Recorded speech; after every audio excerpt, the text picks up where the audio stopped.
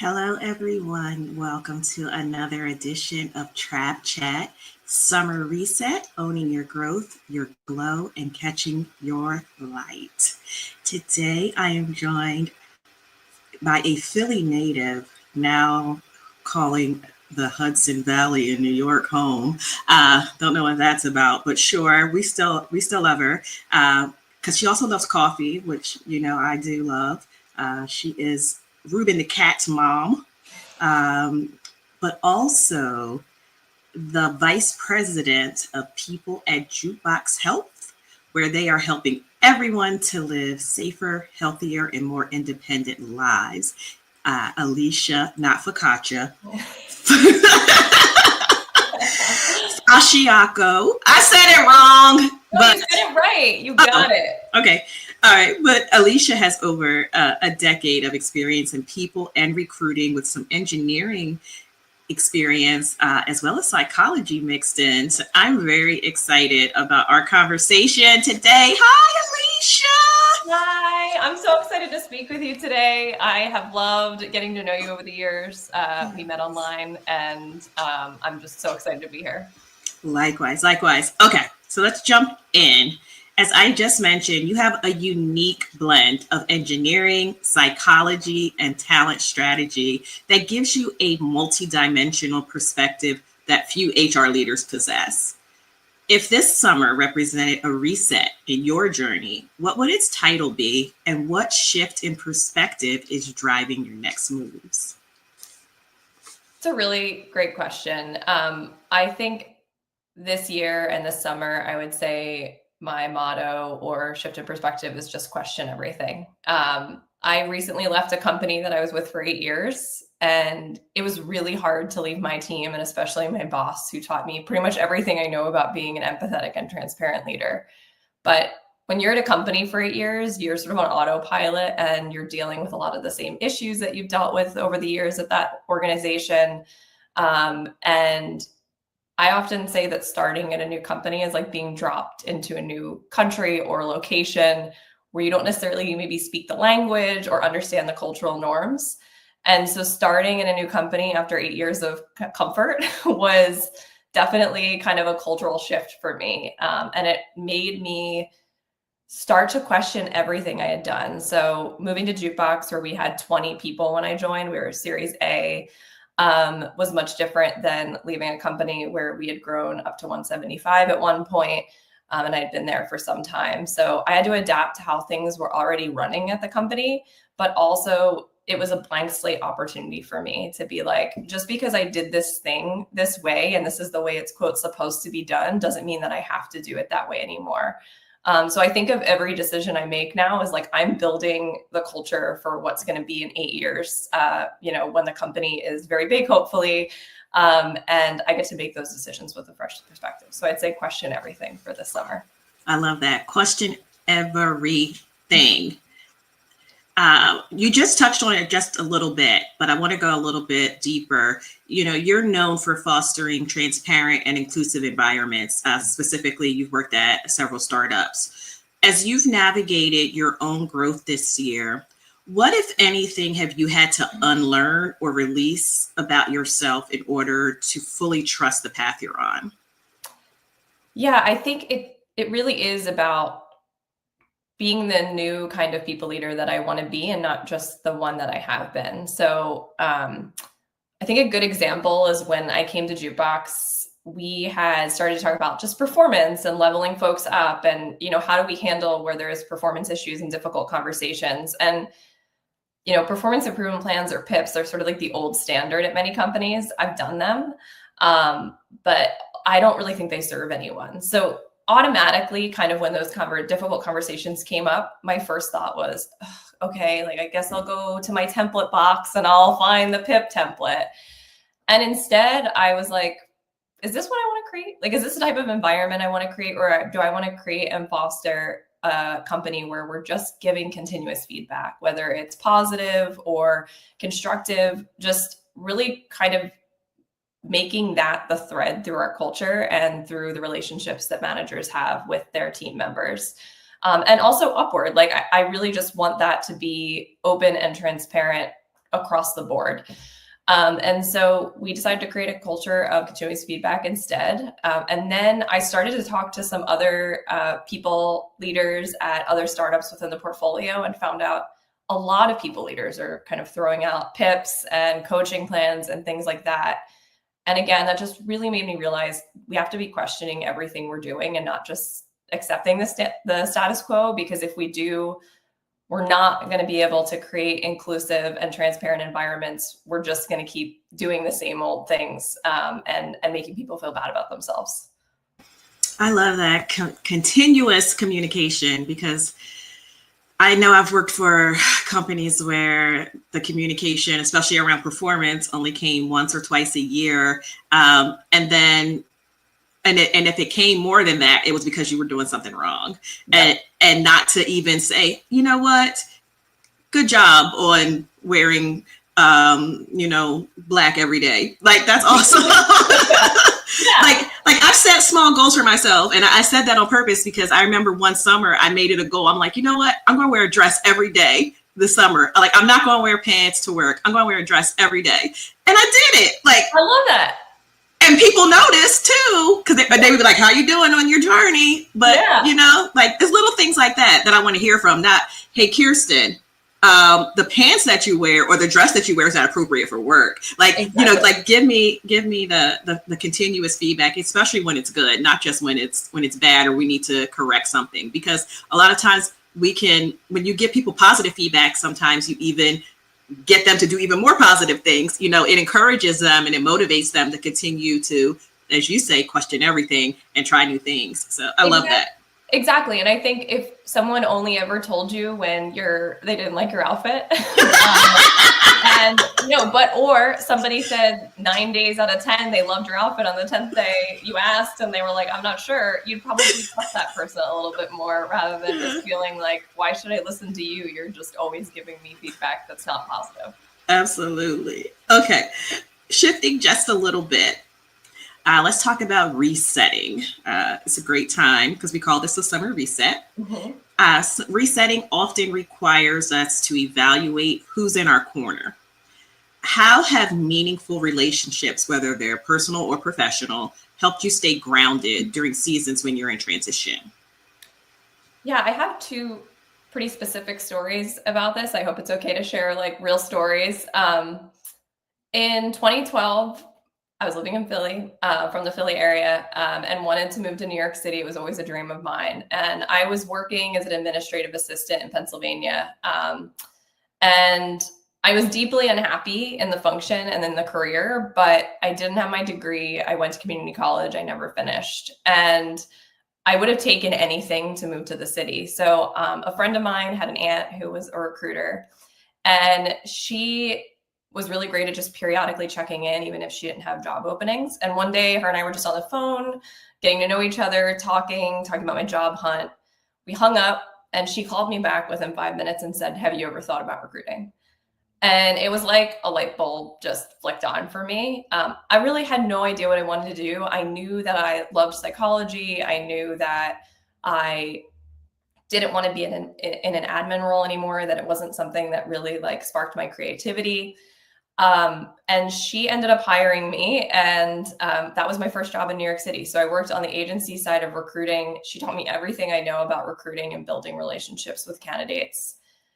And then after I left the agency side, I used to just be like, I am too creative. Like, I don't know, like business doesn't challenge me that much. And I come from a blue collar family. Like I said, went to community college. I didn't finish my bachelor's till I was working and an adult and living in New York City for some time. I always thought of myself as a hard worker, but I never thought of myself as a career person, let alone an executive. And so my partner and I years ago were talking, and she was like, business comes so easily to you. I don't know why you wouldn't choose the path of least resistance. Like, you're really good at this and you need to believe that you're good at it. And so hearing that from the person who knew me the best really represented a huge shift in how I approached my career. And over time, she said things to me like, the best leaders I know are the ones who never wanted to be one, because they're not power hungry. And those kind of like one-offs really have stuck with me. And I think in order to be, I think the best version of yourself, whether it's in your career or in life, is that you really need people around you who can see you better than you can see yourself. And so I think of those two stories and those two people as like really indicative of that.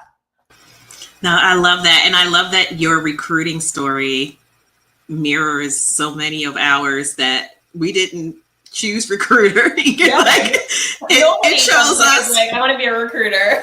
It's like Fight Club, man. It's like, listen, are you coming or are you not? So yeah, I love that. Thank you for sharing those stories. And yes, please, this is a place to share personal stories and to be yourself. So don't feel like you have to hold back or anything. Like, have we ever done that before? Probably not. Exactly. So it's great you mentioned leadership. That's a great segue to my next question. You are a people leader, and you're used to holding space for others. How do you hold yourself accountable to your own growth and well-being when leading through change and supporting growing teams? Part of my accountability, or I would say most of my accountability and growth, comes from spending time with everyone at a company that I work with and building those relationships naturally. I'm not really like interested in building relationships to network or to like, gain some type of like trust or something. Like, of course I want folks to trust me, but I also want that to come from them actually seeing who I am as a human being. And that really leads to, I think, genuine care and energizes me. So, nothing gets me more riled up or angry at work than when I feel like a choice we're making or a decision we're making is going to have a negative impact on the people. So I want to make things better for everyone, and that includes myself. I'm very aware that like any kind of like ripple effect that the team is experiencing is also something that is going to be my experience of working at an organization. So I often ask for feedback across the organization, like what could I be doing better? Am I striking the right tone? I think especially starting in an organization, just like 30 days in, 60 days in, 90 days in, I was like, how am I doing? Am I still doing all the things you wanted me to be doing? And as far as my own well-being, when it comes to work, I really try to not put myself at the center of the story. So it's not about me when I'm leading through change. I think about like the hardest part of my job is doing a riff or a reorg or laying people off. But even though it's absolutely the worst part of my job, it's not the worst day for me. It's the worst day for the people who are being impacted in their livelihood. So I really try when I'm talking to people who are just entering the people realm to understand that. And also with all the new managers that I work with, like, I know this is hard for you and stressful for you that you have to make this decision or let someone go, but like, this is not about you and it's not about making you feel better in that moment. And so those are the things that I try to keep in mind, because otherwise I do think the people function it can lead to a type of fatigue. I think especially during COVID, I was like, weathering a lot of like how people were feeling, but meanwhile, we're all going through this collective trauma together.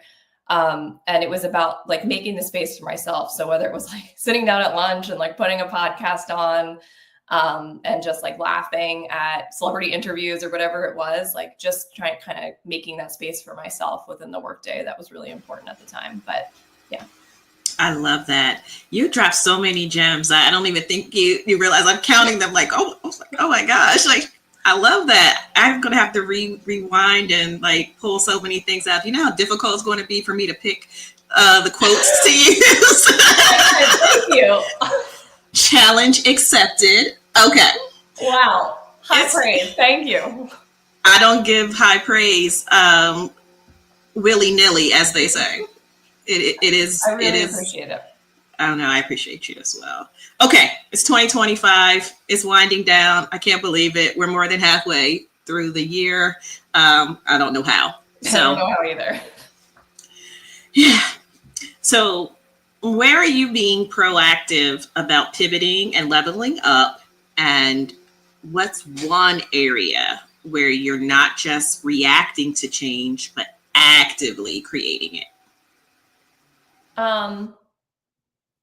I think it can be really tough to do a job like a VP of people where the first thing that people say when you come into the room for the first time is, oh God, HR is here. Uh-oh, like be careful, HR is here.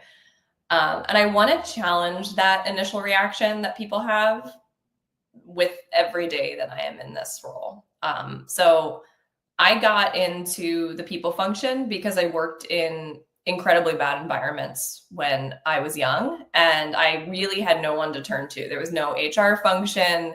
I think when you're in abusive work environments, like everybody's just trying to survive to a certain extent. And so you're going to turn to the other person who's experiencing the same thing. It can be tough.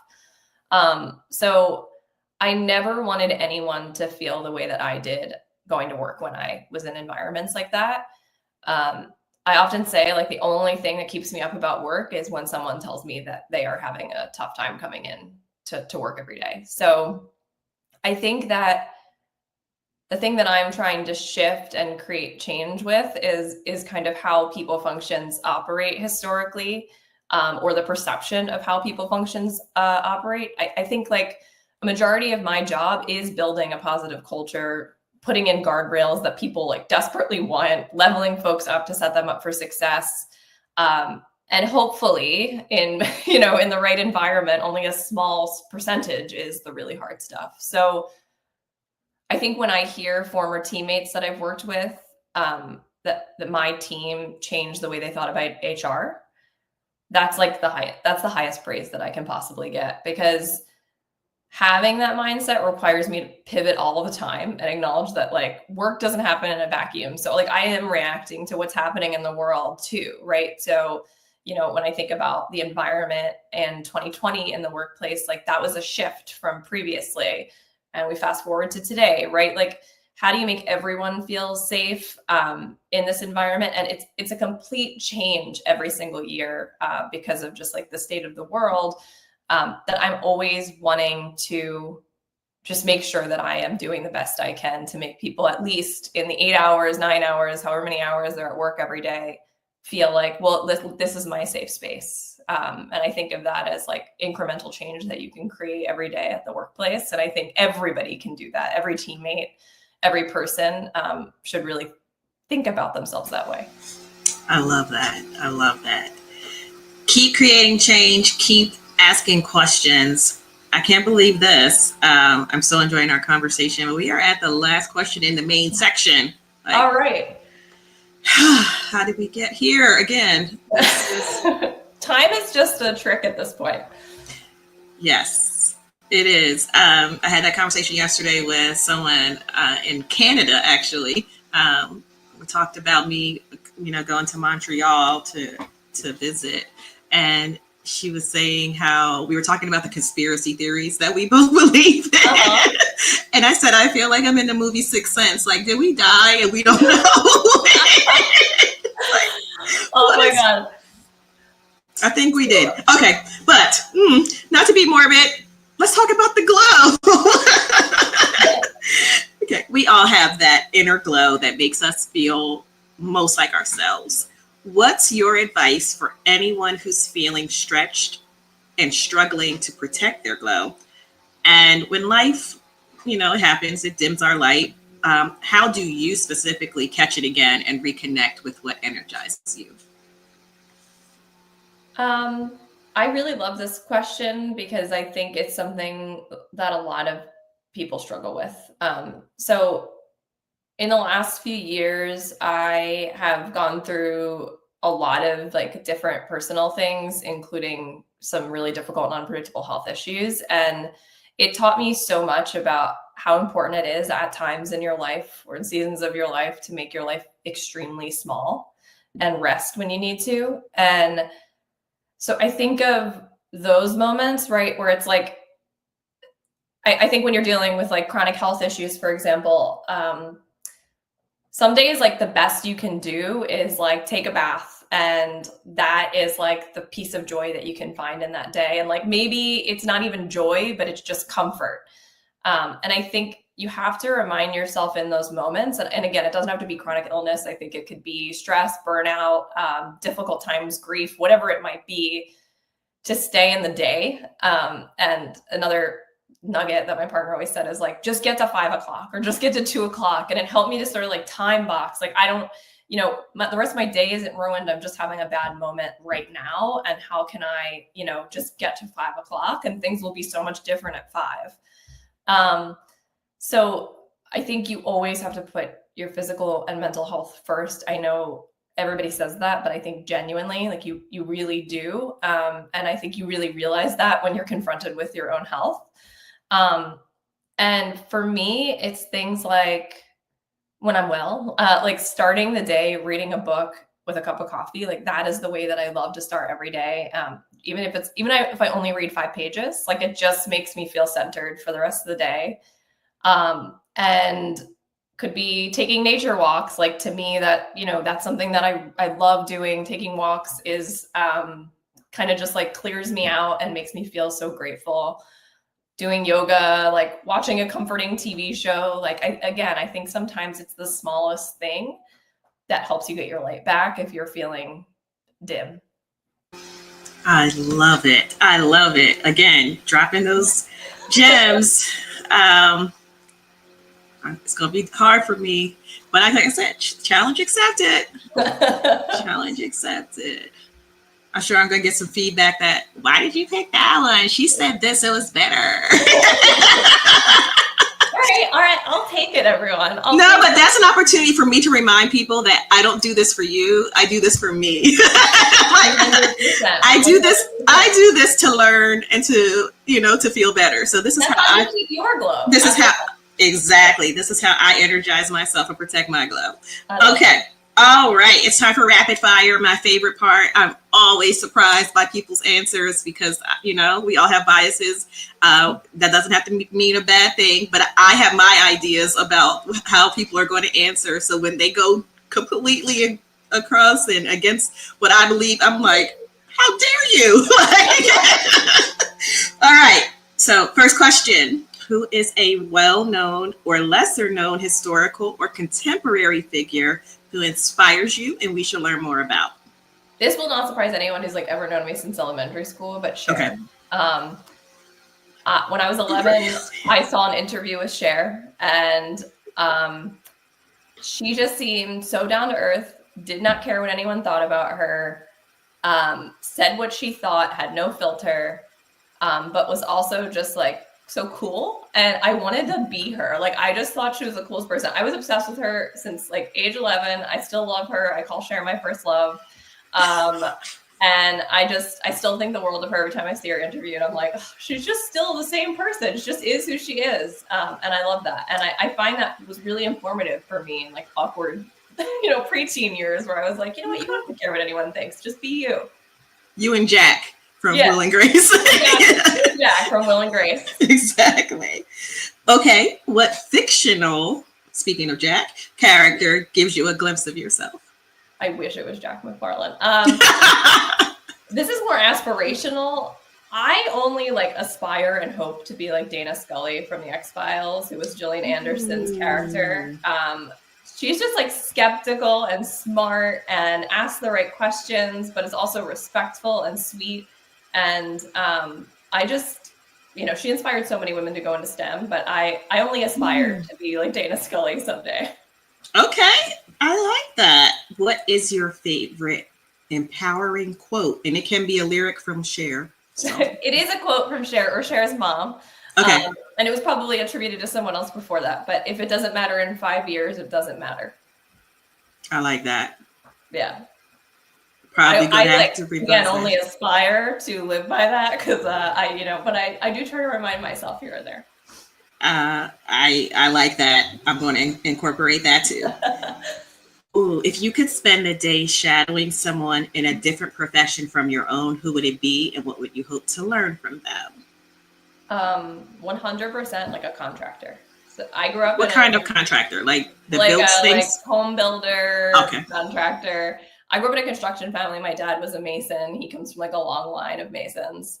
So I know how to do a lot. He taught me so much, like how to install hardwood floors, all that good stuff. But there's a lot that I don't know how to do. And in some other life, I would have been a contractor, I think.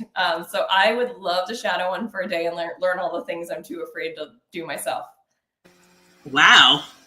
I'm going to have to talk to you now. I can add another thing to our next coffee chat. We're going to talk about all these home renovation shows I watch. I don't know how to do any of those things, but I would love to get your take on them. Yeah, 100%. Yes, absolutely. Okay. What is your go-to songs, or music genre when you want to hype yourself up to conquer the day? When I was in my 20s, I used to tell people if they saw me listening to the Titanic soundtrack that they should watch out because I was having a stressful day. Like I would listen to the instrumentals. I have moved on from the Titanic soundtrack, but now it really kind of depends on my mood. Like it could be anything from like lo-fi or jazz if I'm feeling kind of like in a chill mood and need to calm down. But if I want to amp up, it's like pop, early 2000s, 90s pop, like anything nostalgic, 80s hair bands. I will listen to pretty much anything that's sort of comforting to me. Any song that, is the one? Across the board? Like every time, no skips. Honestly, anything by Missy Elliott. Like I'm immediately back at the school dance. Like okay. Like, like listening to Missy Elliott, it just brings you back to like a better time. I like that. Maybe a worse time. I don't know. Put your thing down, flip it, and reverse it. Exactly. I like it. Okay. Ooh, I like this one. What's the best piece of career advice you've received that you would give your early career self? If something doesn't feel right, trust your gut. I think I stayed in bad work scenarios for too long when I was younger because I thought that either because of who I was or because like just how work was, that's just the way it was. And now I realize like that's not the case at all. It doesn't have to be that way. And if you're undervalued and treated badly, like move on, and not every place is for everybody. And it doesn't mean that place is necessarily bad in every case, but yeah, trust your gut. I think I wish I had done that more and not stayed for too long. Okay. If you wrote a book describing your career so far, what would the title be? I didn't know I would be here. I like it. I think that would be most apt. I would read it. All right, that makes me happy. All right, good. I'll keep that title if I ever write a memoir. Okay, you probably already have it written. You just need to pull it together and start to, arrange it, organize it. Okay, anything you'd like to add before we get out of here? Any projects, initiatives you want to shout out? Do you want people to follow you on LinkedIn? I know she's not, okay, listen, she's not a big social media person. She has a life outside of social media, okay? Like, enough. But I am so honored that you came on the podcast today. I am so thrilled to be here. Please, yes, feel free to connect with me on LinkedIn. That is the only social media I use at this point. But I think the one thing I would shout out is the company I'm at now. Jukebox Health is doing really incredible things, helping folks in the Medicaid population to live independently at home for longer. I think it's something every single one of us will face at some point in our life, whether it's a loved one or ourselves, and wanting to stay in our homes or have our loved ones stay in our homes. And we have a really incredible group of founders who just really believe in what we're doing. So please keep an eye out on our job board. I have a feeling we're going to be hiring like crazy in the next 6 months to a year. But I'd love to have you on the team. And yeah. Are you going to be the one that's doing the hiring or someone else? Yes. I love it. I am our only people person right now. So I will be the person to talk to. I love it. So you heard that. Check out Jukebox Health. And everyone that's in my age range, y'all, people from the 1900s, you know who you are. Check out Jukebox Health because, as Alicia just mentioned, we are at a place where, our parents are older and Medicaid is coming for us. I mean, Medicare is coming for us as well. And some of us don't have insurance, or we know people who need help getting things. So let's work on that together. Alicia Fasciocco. I had to say it again because I said it correctly and I'm feeling good about myself. Thank you so much. I am so honored that this was your first podcast and you decided to let it be Trap Chat. I love talking to you, learning more from you. I'm going to have to go and download some Share. Yes. And looking forward to all you're going to be doing at Jukebox and beyond. And thank all of you for tuning in to another episode of the Summer Reset. I'll see you next time. Thank you. It was an absolute pleasure. Likewise.